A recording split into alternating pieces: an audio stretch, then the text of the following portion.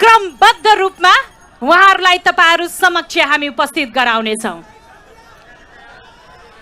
काठमाडौँ महानगरपालिकामा स्वतन्त्र उम्मेदवारका रूपमा विजयी भएर जुन इतिहास रच्नु भएको छ उहाँले, हामीसँग अर्को एउटा इतिहास रच्ने अवसर आएको छ।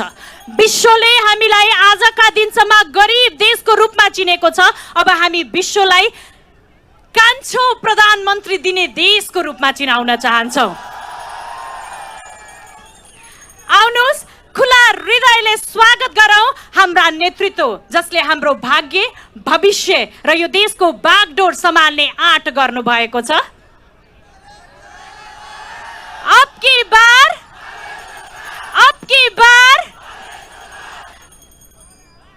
म श्री बालेन्द्रज्यूलाई विनम्र अनुरोध गर्दछु सम्बोधन गर्नका निमित्त।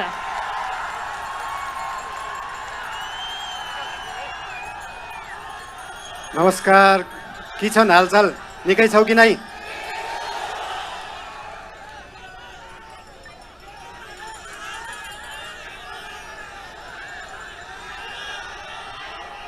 बेली छकालै एउटा सुइना देखेको थिएँ। सुदूरपश्चिम बनेको, देश बनेको, त्यो सपना पुरा गर्ने हो र त्यो पुरा गर्ने पार्टी राष्ट्रिय स्वतन्त्र पार्टी हो।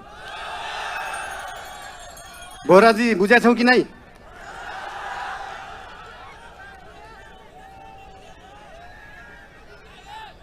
खल्तीमा पैसा नभएको विपन्न गरिबले शिक्षा पाउनु पर्यो, त्यो हो हाम्रो एजेन्डा।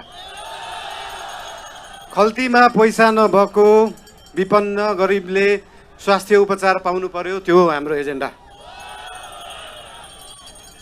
2 वर्षमा बन्ने बाटो 20 वर्षमा पनि बन्दैन, 1.5 वर्षमा बन्नु पर्यो, त्यो हो हाम्रो एजेन्डा।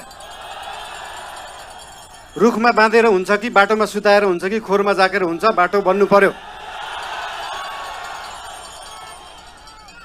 या त बाटो बनाउनलाई यो भेगमा मेरो भोट छैन, यहाँको बाटो किन बनाउने, यो भेगमा मेरो भोट छैन किन बाटो बनाउने। राष्ट्रिय स्वतन्त्र पार्टी सरकारमा गयो भने काङ्ग्रेस हिँड्ने बाटो पनि बनाउँछ, एमाले हिँड्ने बाटो पनि बनाउँछ, माओवादी हिँड्ने बाटो पनि बनाउँछ, सबै नेपाली जनता हिँड्ने बाटो बनाउँछ। मान्छेले देशलाई स्विजरल्यान्ड बनाउनु पर्छ भन्छन्। स्विजरल्यान्डको बाउ बढी मालिका यहीँ छ, किन बनाउनु पर्यो स्विजरल्यान्ड? स्विजरल्यान्डको पराकाष्ठ रामा रोशन यहीँ छ, किन बनाउनु पर्यो स्विजरल्यान्ड? खप्तड नेसनल पार्क यहीँ छ, किन बनाउनु पर्यो स्विजरल्यान्ड? हामी नेपालीहरू माल भएको चाल नपाएको मान्छेहरू पर्यौँ। भएको चिज देखाउनै सकेका छैन, सुदूरपश्चिमलाई जोड्नै सकेका छैन। सुदूरपश्चिम त्यो दिन जोडिन्छ जुन दिन सुदूरपश्चिममा एकदम धेरै कलाकार हुँदो रहेछ। 8 लाख सब्सक्राइबर भएको, 1 मिलियन सब्सक्राइबर भएको, तर त्यो गीत काठमाडौँको चोकचोकमा बज्दैन। जुन दिन सुदूरपश्चिमको गीतहरू काठमाडौँको चोकचोकमा बज्छ अनि बल्ल जोडिन्छ सुदूरपश्चिम काठमाडौँसँग। सुरुमा त गीत बज्नु पर्यो, त्यसपछि आवाज बज्छ, त्यसपछि माग पुरा हुन्छ। सुन्दा सानो जस्तो लाग्छ, तर त्यो हो राष्ट्रिय स्वतन्त्र पार्टीको एजेन्डा।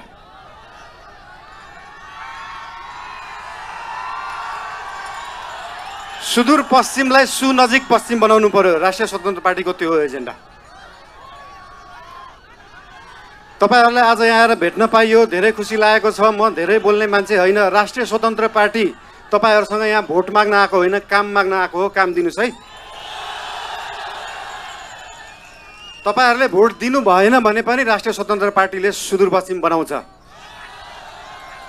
काम माग्न आएको हो। के छ तपाईहरुको काम? हाम्रो उम्मेदवारहरूलाई, हाम्रो पार्टीका मान्छेहरूलाई हाम्रो काम यो हो भनेर लिस्ट दिनु। भोट नदिए पनि हुन्छ, बरु कामको लिस्ट दिनु, काम गरेर देखाउँछ राष्ट्रिय स्वतन्त्र पार्टीले।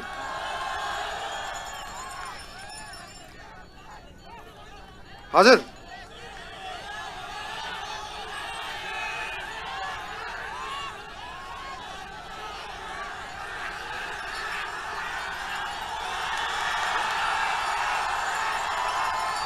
आँखा हेर्न पर्दैन, काम हेर्नु होला। म धेरै बोल्दिनँ। धेरै धेरै धन्यवाद। सुदूर अब दूर नाइ, झिक्कै झिक्कै माया तमलाई। I love you.